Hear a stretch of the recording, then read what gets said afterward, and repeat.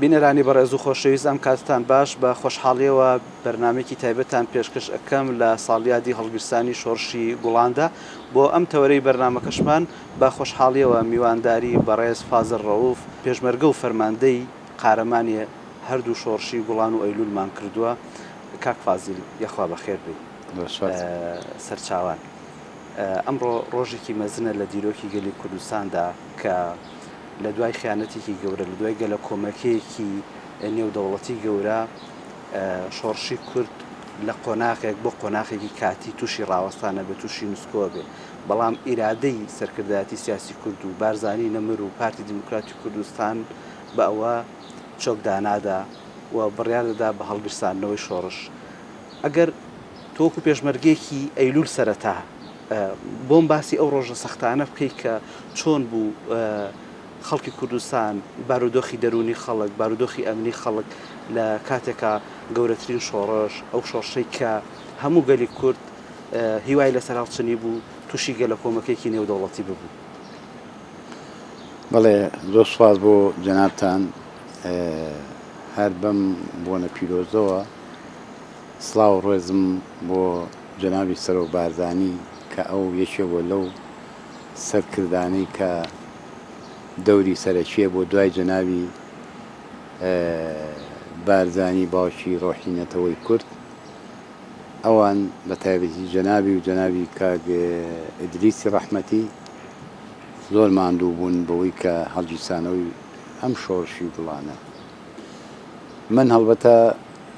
لە زۆر دەستم کرد بە جوم و جۆڵی سیاست و خەبات و بیرم لەوە کردەوە کە ئێمەش ژێر دەستەین و ئەو ڕژێمانەی کاتونتە پێشەوە زۆر ئەشکەنجە دراوین، زۆر غەدر لە میلەتە کراوە، زۆر وەکو میلەتی کورد بێبەش بووین لە هەموو مافەکانی خۆمان لەم کوردستان. وەکو سەدان گەنجی تر منیش بیرم لەو سیاسەتە کردەوە. من هەر لە سەرەتای لاویمەوە لە چوومە قوتابیانەوە 69 چوومە قوتابیانەوە، چەند تەمەنێکیشم کەم بوو. ئیتر ئەو جوون و جوڵی ڕێخستن و بیرکردنەوە و دەستم پێ کرد. بەڵام بۆ پێشمەرگایەتی دوای ئەو بەیانی ئازار بەیانی ئەو بەیانی کە پارتی دیموکراتی کوردستان بە سەرۆکایەتی بارزانی نەمر چۆکی بە ڕژێمی بەعزدانا و بەیانی ئازار ڕێکەوتنی ئازار کرا، ئەو بەیانە کۆمەڵی خاڵی گرنگی تیا بوو کە ڕژێمی و کاتە قەناعەتی پێی بوو و دانرا بۆ 4 ساڵێک. بەڵام بەداخەوە هەر لە دوای بەیانەکە وردە و دەڕژێم پاشگەزە بۆ لە خاڵەکانی و ئەکەوتە مامەرات و شتی نابەجێ بەرامبەر هەم میلەت و بەرامبەر شۆڕشیش. بەڵام ئێمە وەکو کورد ئیستیفادەمان لێ کرد بۆ توانرا هەندێک ئیمتیازاتی بنەماڵی شەیدان کە ئێستا شەیدانی گەڕێکی شەیدان لەسەرەوە ئەو قارارەی و کاتە بوو کۆمەڵێکی زۆر خانی شەیدان کرا و پاسەوانی سنوورداندا ئەمە بوو بە جێشێکی ڕسمی وەکو ئەوە لە هێزی پێشمەرگە پێکهات زۆر ئیمتیازاتی تر. بەڵام تا 4 ساڵەکە تەواو وردە لە بەندەکان پەشمان. بەندە لە 73 لەگەڵ کاکما بووم بە پێشمەرگە. دوای 73 ئیتر چوینە 74 بە لە 11 ئازاری 74 تەواو ڕژێم لە بەندەکانی پەشیمان بوو. بۆیە شۆڕش دووبارە قەراریایەوە کە بچێتەوە شاخ و شۆڕش دەست بەڵێ شۆڕش دەست پێ بکاتەوە. ئەمە شۆڕشی 74 کە ساڵێکی پڕ با بڵێین ئازمون هەموو میلەت لەگەڵ شۆڕشا بوو، هەموو میلەت لەگەڵ شۆڕشا بوو، هەموو خەڵک چوونە دەرەوە هەموو خەڵک چونەدەوە لەژێر سێبەری پارتی دیموکراتی کوردستان و بەڕابەراتی بارزانی نەمر. ئەو ساڵە ساڵێکی زۆر خۆش بوو بۆ هەموو کورد، چونکە کەسی کە نەبوو ئەو دەوران ببینێ، کەسی کە نەبوو شۆڕش بکە، بەڵام ئەم جارە وەکو پێشووتر نەبوو پێش هەفتە شۆڕشەکە شۆڕشێکی فراوانی ڕۆشنبیریش بوو. چونکە هەموو بە چین و توێژەکان و خەڵک چوو بە دەرەوە، ڕاست هەتا جامیعەی سلێمانی چوە دەرەوە، چووە قەڵازێ و تووشی نەکسەیەک و قەسوێت بوو، هەتا شۆڕژ وای لێ هات یەک دوو ئەمانە ئامە بڵاوی نەکرد و دامەزرا لەگەڵ وەزارەتیشە، وەزارەتی ئاوەدانی دەوری خۆیە بوو دەرەوە، وەزارەتی خوێندن پەروەردە دەوری خۆی هەبوو. ئەمانە وەکو هەیکەلێکی وەزاری و مدیریەتی عامە مابوونەوە، معنای وایە شۆڕشەکە بووەتە شۆڕشێکی هەم پێشکەوتووی سەرتاسەری. بۆیە شۆڕشەکە ئەمەندە بە قووەت بوو، وای لێ هاتوو لە شاخە نەمابوو، هەموو لە نزیکی شارەکان بوو، هەر لە زاخۆ تا خانەقین بنکە و مقەڕاتی هێزی پێشمەرگە لە با بڵین لە نزیکی شار شارەکان ڕژێ وردە وردە وا زەعیف ببوو، زۆر شوێنی بەجێهێشت بوو، زۆر شوێنی بەجێهێشت ڕژێ. ئێمە مقڕمان من کە پێشمەرگە بووم مقڕمان لە قەرچان تام و گوندی قەرچەتان کە زۆر نزیکە لە جادەکەەوە، لە جادەی پیرەمەگرونەوە، یعنی بە دۆشکەت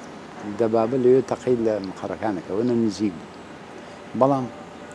دوای نیوەڕوانیش کۆنتڕۆی جادەکانمان نەکرد لە دوکان بۆ تاسوولجا، ئەمەە پێشمەرگە بە قووەت بوو لە هەموو شوێنەکانی ژوا بوو، ئەمە لە خەتی ئێمەوە. بەڵام لە خەتی گەرمیان پێشمەرگە لە دوو سوڵمات و چالاکێک دەوریە بوو، پێشمەرگە لە منطقەی خوار کەلارەوە دەوریە بوو، لە خانەقین دەوریە بوو. یعنی ئەو ساڵە زۆر بە قووەت بوو شۆڕش، هەموو ئەسلحەیەکمان بوو، هەموو پێویستاتێکمان بوو. ڕاستە هاوکاریە کراین ئەو کاتە، بەڵام خۆشمان بە قووەت بوو، هاوکاری ناوخۆشمان زۆر بە قووەت بوو، یەکگرتو و تەبایی هەبوو، هەمووی قایدی عەسکەری هەڵکەوتوو چاکمانە بوو، سیاسەتمەداری چاکمانە بوو. ئەمە بوو ئەم بە قووەتی شۆڕش بوو، ئیتر ناحەزان و دوژمنان لێمانە ترسان و کە ئێمە ببین بە شتێک و زیاتر پێڕاکێشین. سەدام لەمە ترسا، ئەمە ترسا، چونکە بۆ لە هەر شوێنێکەوە ئەویست هجووم بکە، ئەویست دەور ببینێ نەیەتوانێت بەو جێیشە زەخمە و بەو وەزعەوە. بۆیە وای کرد ڕێیەکی دۆزیەوە کە ئیتیفاق بکە لەگەڵ ئێرانە کە بیر لەوە بکاتەوە قەنەعەت بە ئێران بکە بۆی هەم ئیمدادات هەم پێویستیەکان و هەم دیوارداخستنێک دەرگاداخستنێ لە ئێمە بکە بۆی ئێمە زەعیف بکە. هەر ئەوەش بوو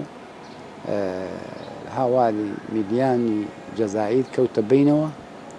بوو بە ناوبەژیوان. دیارە ئەمریکاش ئەو وەختە دەوری هەبوو لەوەی کە ئێمە نەمێنین لەو وەزعەیە. هەر کاک فازل ئەو ڕێککەوتنە دەرگای دۆزەخی بۆ ناوچەکە کردەوە دواتر شەڕی ئێران و عێراق و لە ئەنجامی ئەوە شەڕی کوێیت و بەدووە داهات. بەڵێ دۆڕانی بەشێکی زۆر لە خاک تەنەزولی عێراق ئەو ئیتیفاقی دروست کرد، ئەوە بۆ ئێمە لە پڕێکە نەک بڵێ بۆ چەند مایە یان بۆڵێن چوە چەند هەفتەیەک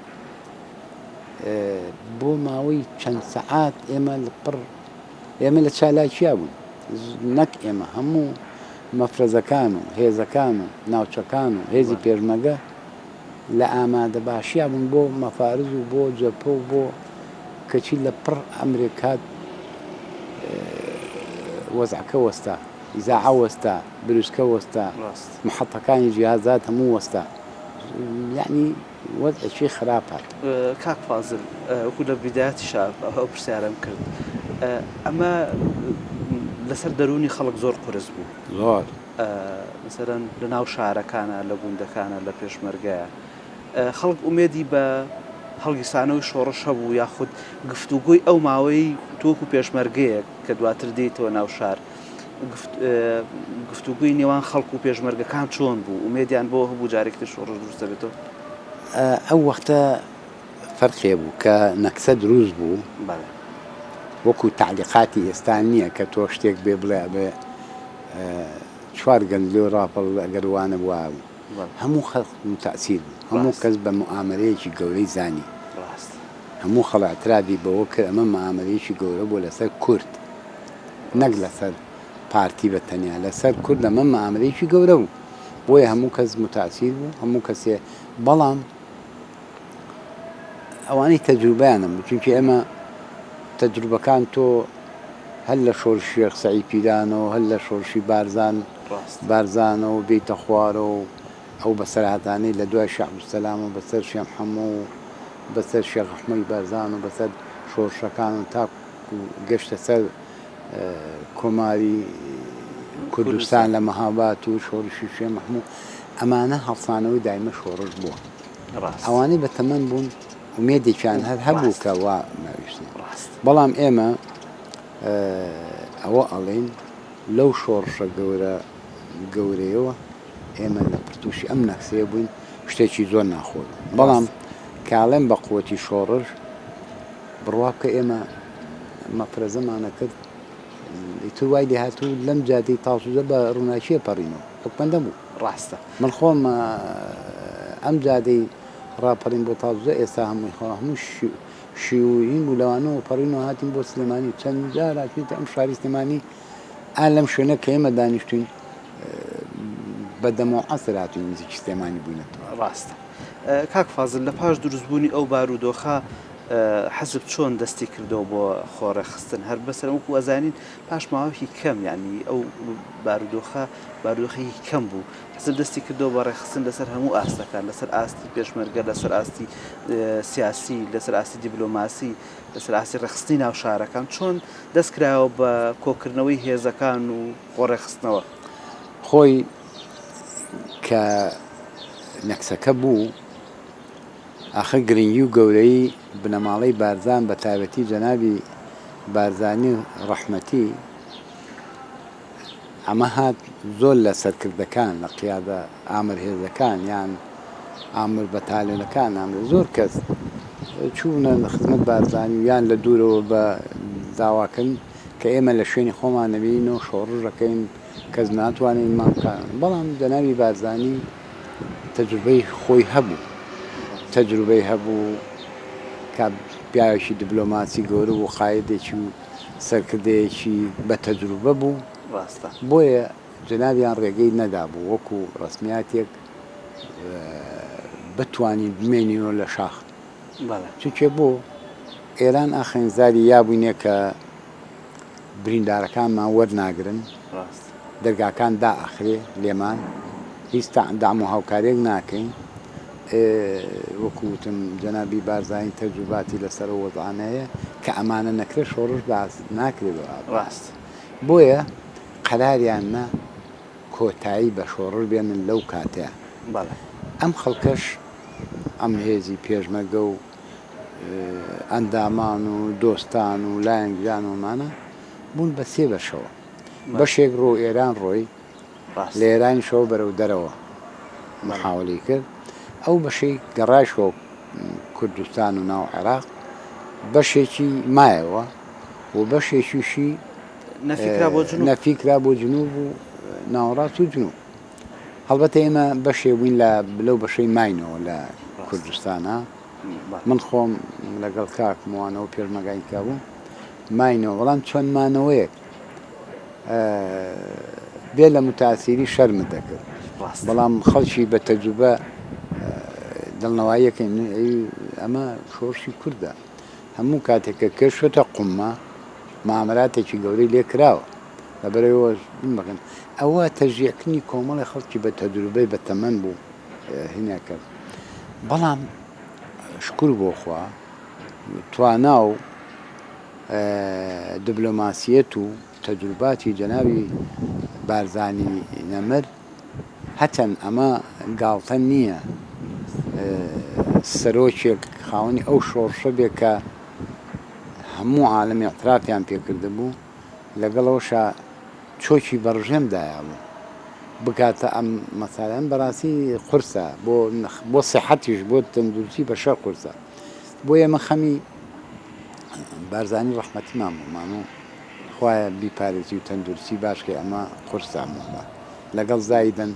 جەنابی کاک مەسعود جەنابی کاگریست و چواردەوریان بەڵام وەکو وتم جەنابیان ئەم تەجروبە و ئەم بینانیانە بووە هەر زوو لە ئاوابوونیان لە سنوورەوە بەرەو شنۆ و بەرەو ئەو بیریان کردوتەوە کە ئێمە نادێ لەمە چۆک دادەین و ئەوێ بیری لێ بکەین هەر بۆیە هیچ شۆڕێشێک ئاوە زۆر نەساوتەوە لەو باوەڕام لە جیهانە هیچ حیزبێک هیچ شۆڕشێک ئاوا زوو نەکەوتۆتەوە خۆی بۆیە هەر لە پاش 6 مانگ کۆنفرانسێکیان دروست کرد و کۆنفرانسی بەرلین کە ئەمە بە ناوی ئەبێ تەشکیلەیەکی لەژێر ناوێکی کاتیە ئێمە بتوانین ڕێخستنێک دروستکەینەوە ڕێخستنێک دروستکەینەوە بەرەو ڕێخستنێکی سەربازیش بچینەوە هەر بۆیە بە تایبەتی جەنابی سەرۆک مەسعود بارزانی و جەنابی کاک گدرسی ڕەحمەتی کەوتوو بوونەوە کۆکردنەوەی ئەو خەڵکە تێکۆشەرە چاکە لە قیادەکانە تا ئێوە لە ناو شار ئاگاتان لەم جوڵانە هەبوو لەم جوڵانە ئاگایەکی ڕسمیمان نەبوو ڕاست بەڵام دوای کەوتوین بە ئاگای وتەوتی واکرا بۆ ئێمە هەموو گوێ هەڵخەر بووین ئەمانش تروسکایەک دروست بێتەوە چون ئێمە زۆر زەحمەت بوو چون ڕژێم خەریب و خۆڵی لێ هەڵە کرد زیاتر فشار بێنێ بۆ هەموو کەسێک بیکا بە پیاوی خۆی یان بیکە یان بەڵام کاڵێم جەنابی ئەو کاتە ببوورە کاک فازل ئەو کاتێک کە مەفرەزە سەرەتایەکان با بڵین ئەوەی کە ئێستا لە مێژووە بە داستانی شارستێن ناو دەبرێ بە جەنابەت کە خاوەنی کتێبی بەرەو خۆریشیت حەزەکەم ئەوەش بۆ بینەران ڕوون بکەمەوە کە جەنابەت هەموو ڕۆژانی پێشمەرگایەتی دیاداش کردووە لەم کتێبە باسی ئەو داستانی شارستێن ئەەکەیت ئێوە ئاگاتان لێبوو کە مەفرەزەیەک بە سەرکرداتی کاک کەمال کەرکوک و دکتۆر کەمال کەرکووکی دێتە ناوچەکە و ئەو داستانە مەزنە تۆمار دەکەن بەڵێ خۆی تۆ ئەگەر ئێمە وردەکارێک لە بیدایە تا بکەین کە دروستبوونەوە لە منتخەی سلێمانیە ئەمە ئەیەوێت بۆ ئێمە هەڵگیرسان و دایزانەکە کە تەشەنێک کردۆ بۆ ناو ڕێخستن بۆ ئێمە کە لەوێ ئەو دووسێ هیچ بە ڕسمیاتێک هەموو ئەندامان شتێکی ڕسمی نەبووە کە هەموو یەکتر بناسین و هەموو ئیشکەین بەڵام ئەفەوی من و تۆ و پێشمەرگە بووین لە شۆڕی ئەوللا چرپەی یەکمانەکەت خۆمان دروست کرد بوو بڕوا بکاتە چەند مانگێکیش هیچ تەنزیمێک نەبوو ڕێکماکە خۆمان ڕێخست بوو چرپە چرپی خۆمان کردبوو ئای وەڵا پەرۆشی و دڵسۆزی دڵسۆزی وای کرده بوو ئێمە لە خۆمانە کۆتبووینە خۆمان خەڵکمان دروستکردن جا لە کوێوە لە ناسیاوەکانەوە چونکە زۆر خەتەر بوو تروسکایی دروست بێتەوە ئیتر ڕژێمە نەدڕندە بوو یەکسەر ماڵیشی تەختە کرد هێدی شێکە زۆر وەزاکە خراپ بوو بۆیە ئێمە هەوڵێکی چاکماننا لە دروستکردنەوەی هیچ نەبوو ئەگەڕین بۆ ڕستمە کۆنەکان و دروستمانە کرد و لەسەر ئیشاعە و چاپکردن و بە پەمپ و دیوارە نووسرا و تەشویشی ڕژێم و بژی بارزانی و بژی کاک مەسعود و یعنی ئەم شتانە ئەم نووسامە بەڵام هیچ ڕسمیاتێک نەبوو تاوەکو وردە و دە مەفرەزە سەرەتایەکان دروست بوو من ئامۆزایەکمان هەبوو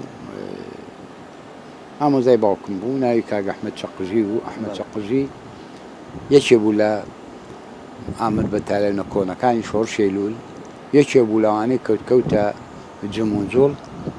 و منیش لە کتێبەکەتە ئاماژەت پێداوە بەڵێ هەم وەکو خوێنەوارێک کەم وەکو گەنجێک نامەیەها نامە ئەم خوێنەوە بۆ منووسی ئەوەی کە ڕەتی پێوە کرد کاک عەلی ئەسکەری ڕەحمەتی کاک ملازم تاهیر ڕەحمەتی ئەمانە لە جنوبەوە پەیوەندیان پێوە کرد کە ئەم جم و جۆڵە بکە و خەڵک دروستکە کە ئێمە لەسەر بەیعازی جەنابی کاگدیس ئێمە وا ئەکەین بچینە دەرەوە ئێوە خۆتان حاضر من نامەکانی نەخۆن نامەکان ئەنووسیەوە ئەمیش خۆی کۆکردو کۆمەڵێکی دروست کرد یەکێ لەوانە شەید خاڵافانی تیا بوو ڕەحمەت ئەمانە وە لەگەڵ زایدن کۆمەڵێکی کەی خواردتر ئەمە سەرەتایەک بوو ئەم مەفرەزانش وردە و دەکەوتنە دەرەوە ڕۆشتن من لە بیدایەت دەرنەچووم نەیویست بووم باوتی تۆ لە ناو شارە بنێنەرەوە کاگەحمە بۆ ئینەکان بەڵام ئەمان کە چوونە دەرەوە بەداخەوە کە چوونە دەرەوە وا دەرنەچوو چاوبەست بوو بە تاویتی کاگ عەلی ئەسکەری ڕەحمەتی چونکە من دوایی بۆم دەرکەوت ئەمانە کە چوونە دەرەوە دژایەتی و کەسانیان کرد کە بە ناوی قیادەی مۆقەتەوە جموچۆ بکەن بۆیە بە ڕەحمە بن عەبدولمەلیک پەیا بوو بە ڕەحمە بە کاک شەریف بە ناوی شەریف سەعید کە شەریف کەچەڵ مەشهوڕە پەیا بوو کۆمەڵە پێرمەگەی قارەمان ناتوانێت ساموو ناوەکان بکەی کاک شێخ کامیل و کاک ڕەسوڵاغا و کاک شێخ یوسف و کۆمەڵی هەن نەوانە چونکە بۆیە ماناڵم مەفرەزەی سەرەتایی بوون دروست بوون بەڵام من جومجوم مەکرا چوون بۆ لایەنەوە هاتم و لای کاگەحمە وتی ئێستا ئەو کاتە وای بە من وتی باش بوو نهاتیتە دەرەوە جارێ ئێمە منەظەم نین هەر بەشە بە ناوی یەکێکەوە قسەکە هەر کۆمەڵێک ئەگە کۆمەڵەکەی زیاتر بێ چەکەکان زۆرتر بێ ئەوە خۆی بە گەورەی وڵات دەزانێ و هینە وتی تۆزێ ناڕێکە چونکە لەولاوە کا عەبدولمەلیکە و لەولاوە کاک شەریف و لەولاوە کاک ستاری سەعی خەڵەفە و ئەمانە هەبوون بەڵام ئەمانە ئەکسەریەتیان خەتی قیادەی مۆقەت بوون بەقووەت بوون بەڵام بەداخەوە ئەو وەختە بیر لەوە کرایەوە لە ناوشارەوە دەستی پێکرد بیر لەوە کرایەوە بە قووەتێکە ئەوانەی سەر بە پارتی و قیادەی مۆقەت و بارزانانی محاولە بکرێ نێڵ مەفرەزەکانی کرد ڕێک بخەنەوە ئەم مەفرەزانە مامەرەیان لێکرا ناوشارش مامەرە دروست بوو کۆمەڵێ خەڵکی تێکۆشەری چاک شەهید کران وەک نووری حەماعەلی وەک شەقیق ئاغا وەک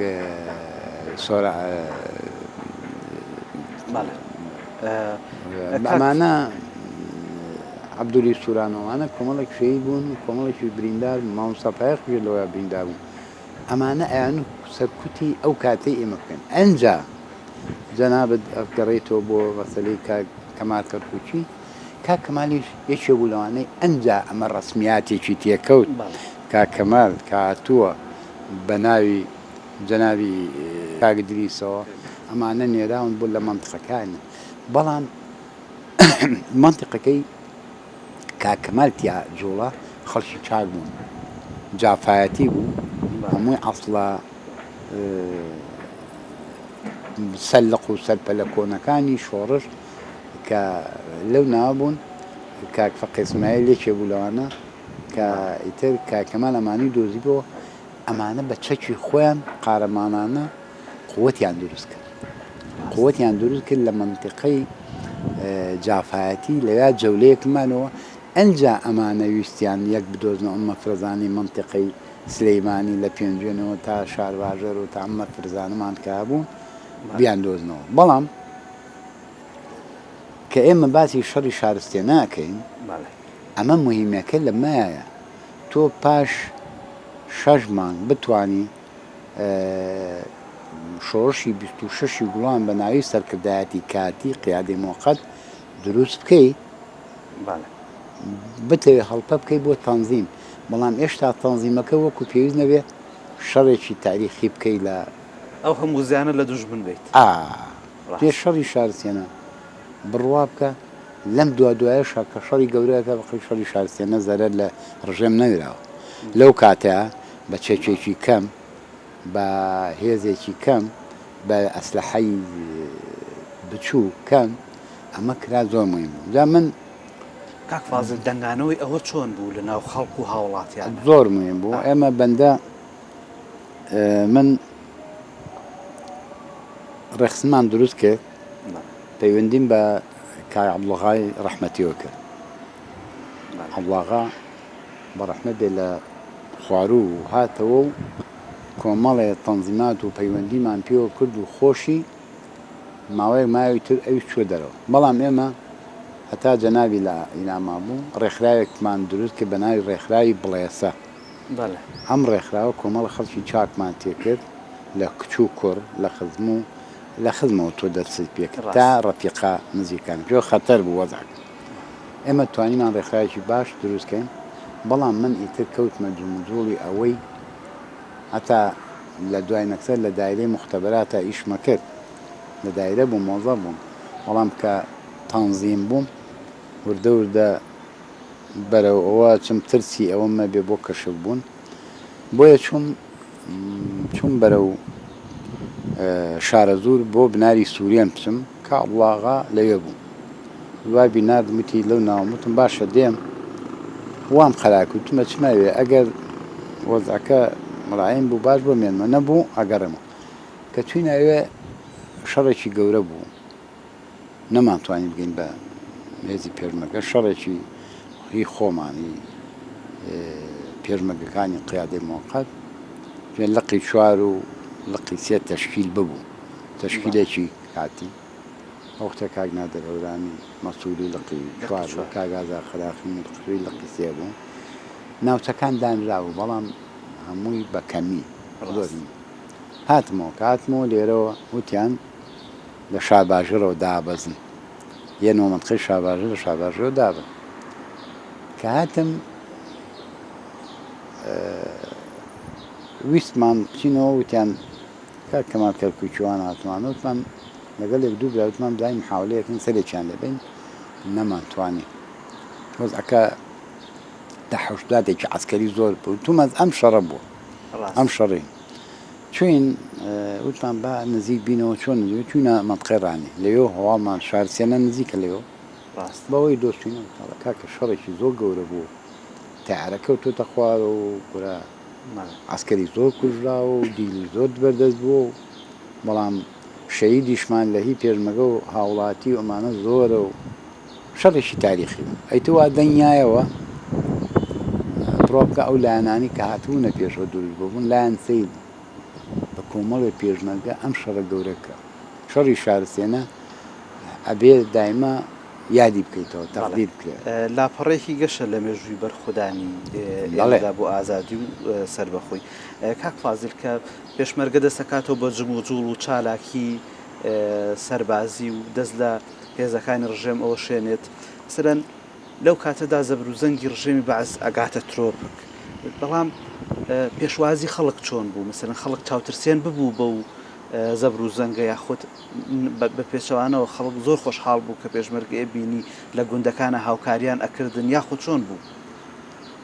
زۆر باش بوو بە خەڵک تامەزرۆ بوو خەڵک لە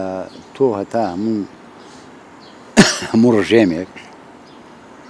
هەموو دەسەڵاتێک تا تەعەدا بکە و غەدر بکە مەعارەزە زۆرترە بێ ڕاستە ئەنجا ئێمەش چونکە ئەو نەکسەیە هاتبوو غەدر و تەعەدای ڕژێمیش دەستی پێکرد بوو خەڵک تامەزرۆ بوو هەر بە وشەی دروست بوونەوەی پێشمەرگە تامەزرۆ بوون بۆیە خەڵک لە ئیستیقبالا بوو بەڵام نەئەتوانرا چونکە بۆ ئیتر ڕژێم کەوتە ئەوەی کە زیاتر فشار بێنێ بۆ خەڵکو و بتوانێت ینی هەموو جموجۆڵێ بوەستێنێ لە ئینا بۆیە وڵا خەڵک زۆر تامەزرۆ بوو باوەشیە کردەوە بەڵام ئەوە بوو هەیەشتا هەر پێرمەگە نەیەتوانی ڕاستە وەکو پێویستی. کاک فازل من بە پێی ئەوەی کە پرسیارم زۆرە و جەنابیش خاوەنی خەباتێکی زۆری لە شاخ و لە شاردا و ناتوانین بە یەک ئەڵقا ئەم بەرنامەیە تەواو بکەین. من بەشێکی تیکە بۆ ئەم دیدارە تایبەتە زیاد ئەەکەم ئەتە بە دوو بەش پێشکەشی ئەەکەین. بینەرانی بەڕێز و خۆشەویست هەتا ئەڵقەیەکی دیکەی ئەم دیدارە هەر شاد بن.